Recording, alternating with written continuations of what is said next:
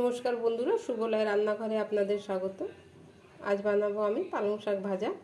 নিয়েছি এখানে মাঝারি সাইজের একটা বেগুন আছে, একটা মাঝারি সাইজের আলু, হাফ পেঁয়াজ নিয়েছি, 3টে কাঁচা লঙ্কা নিয়েছি, এখানে এক আটি হচ্ছে পালং শাক। প্রথমে সর্ষের তেল দেবো কড়াতে। তেলটা গরম হয়ে গেছে, প্রথমে আমি একটু বেগুনটা ভেজে তুলে নেব। আমার বেগুনটা ভাজা হয়ে গেছে, আমি তুলে নেব।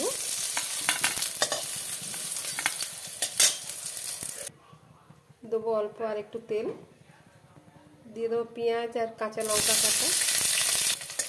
পেঁয়াজটাকে একটু লাল লাল করে ভাজবো।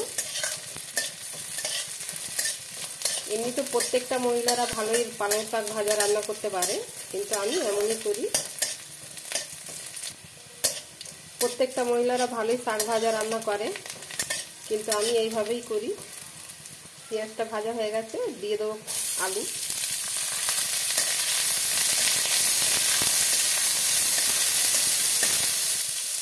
দিয়ে দেবো পালং শাক, আমি ধুয়ে কেটে রেখেছি।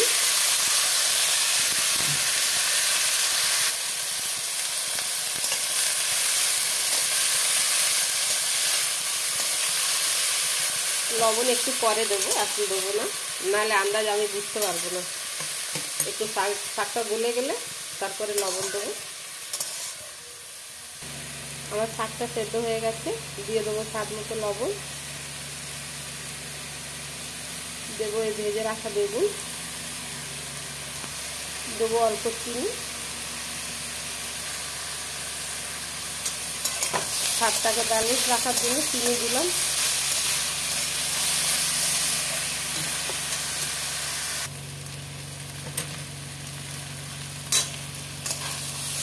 আমার শাক ভাজাটা হয়ে গেছে, আমি অন্য একটা পাত্রে ঢেলে নেব।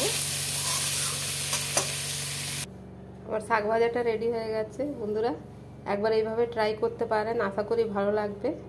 যদি আপনাদের ভালো লেগে থাকে তাহলে লাইক, কমেন্ট, সাবস্ক্রাইব অবশ্যই করবেন। ধন্যবাদ।